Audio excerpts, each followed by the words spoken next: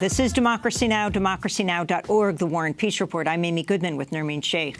We continue our coverage of the California wildfires with a look at who's actually fighting the fires, and it may just surprise you. In addition to roughly 7,000 full-time and seasonal California firefighters, the state relies on about 3,500 prisoners, including many women, to battle the blazes. The California Department of Corrections tweeted last week that at least 2,000 prisoners are currently fighting the wildfires burning across the state, including 58 youth offenders.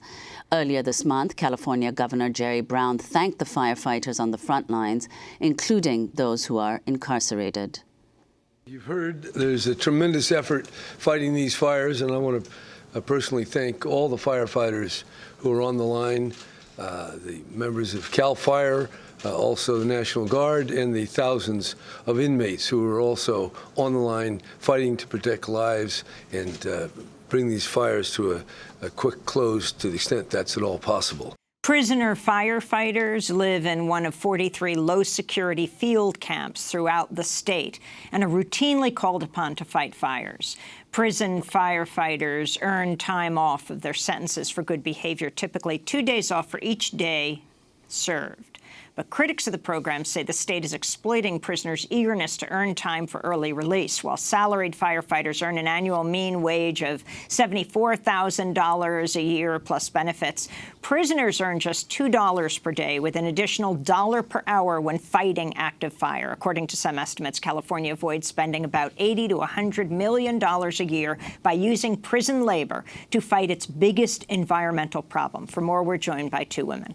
Romarilyn Ralston, a member of the California Coalition for Women Prisoners, LA chapter, program coordinator for Project Rebound at Cal State University. Romarilyn was in jail for 23 years, and while she was imprisoned, she was a fire camp trainer and a clerk for the California Department of Forestry and Fire Protection. Also with us, Deidre Wilson, former program coordinator for the California Coalition for Women Prisoners. She was imprisoned for 3.5 years. She spent a year of her time behind bars as a landscaper at Puerto La Cruz, a women's fire camp in San Diego. We welcome you both to Democracy Now! Romarilyn, let's begin with you. Explain what these fire camps are. People who are watching or listening right now might be completely shocked to hear that prisoners are on the front lines of fighting these fires. Explain what the program is. The program is a way for incarcerated people to get trained in firefighting. Wildland firefighting is something that we hope incarcerated people can use on the outside post-release. People join the firefighting crews, sometimes voluntarily when they are incarcerated. Sometimes they are assigned to the fire camp training program because of their low-level offenses. And so, especially for women, it's a way to earn, 2 days off your sentence. It's a way to give back to your community. It's a way to get closer to your family, to your children. And it's a way to get out of the normal prison setting. When you say get closer to your children, you mean that kids can come to the fire camp to see you? The visiting process is very different at the fire camps. It's more open, it's a more relaxed environment, and it's more conducive for family visiting, yes. And Romarilyn, can you explain why? You just mentioned the fact that incarcerated prisoners who've worked as firefighters, once they're released, they can't actually be employed as firefighters. Could you explain why? Yes, the firefighter training that you receive while you're incarcerated, you don't get enough of the training needed to apply to CAL FIRE. Because of licensing, incarcerated firefighters are not, or folks with a criminal record, once they are released, are not able to get an EMT license. And that's one of the critical pieces to applying for these jobs post-release. You need to have an EMT certification, and you need to have fire science training, which you get a little bit of that when you're going through the classroom training. But there's college credits, there's other things that help you to rank higher in these application processes. And so you don't get a lot of the training that's needed to get these jobs post-release. You have the experience, the frontline experience. You've placed your life on the line. You've protected California. You've saved lives and property. But they don't take into consideration all of that experience that you have on the front line. They are still looking for a certain degree of training and licensing in order to employ you. And we think that that's wrong. The state of California, in their training of incarcerated firefighters, should provide the same training that they provide for folks on the outside. If they don't want to do that, then they should give credit for the work that folks do on these fires and consider that training as enough for them to get jobs post-release, because it is. If it's enough to fight while you're incarcerated, if it's enough for you to fight the fire while you're incarcerated on the training that you received inside the prison, it should be enough once you're released. Deidre Wilson, I wanted to bring you into this conversation. How much do prisoner firefighters make? Well, the people in the fire camps, it's $2 a day, but when you're out fighting a fire, it's $1 per hour. Some have criticized this as slave labor. Your thoughts?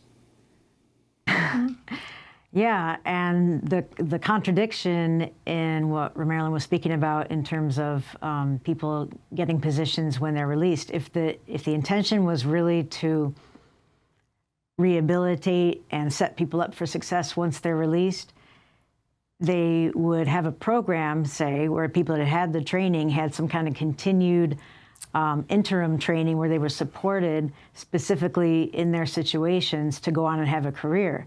But that does not exist. People fall through the cracks because the intention is really to make use of this labor that the state is saving $100 million on.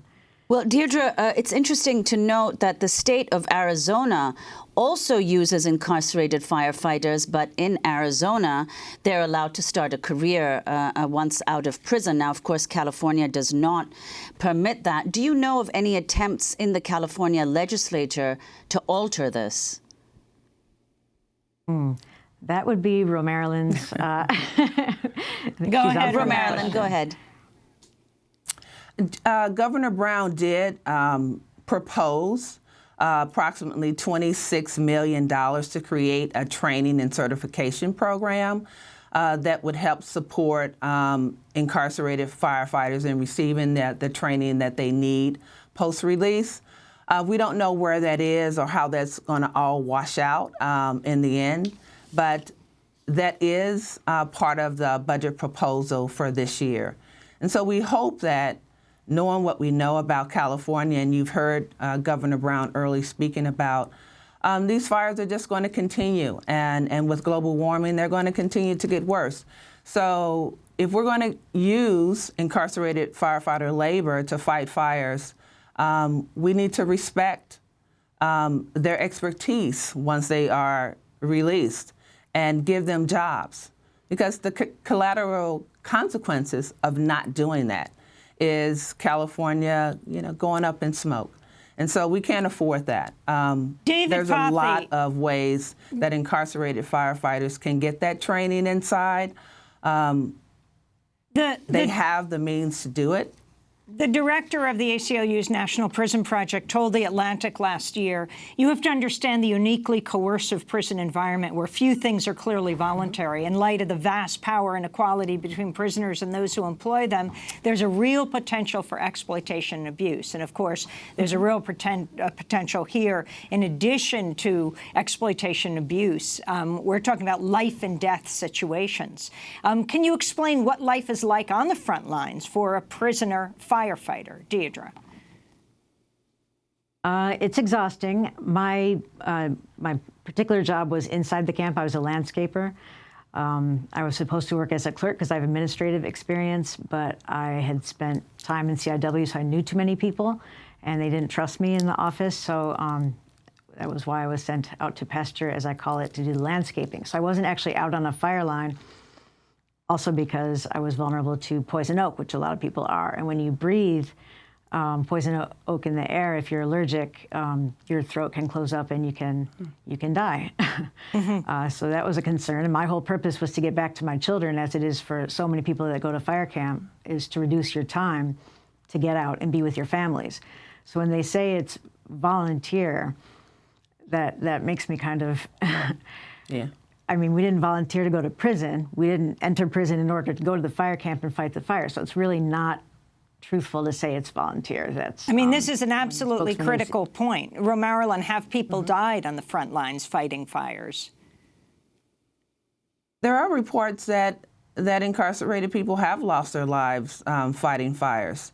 But back to the point on volunteering, you know, you have to fit a criteria to be assigned to fire camp.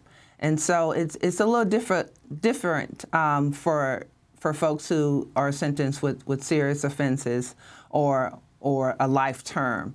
And so, as Deidre said, it's the volunteer part really doesn't hold.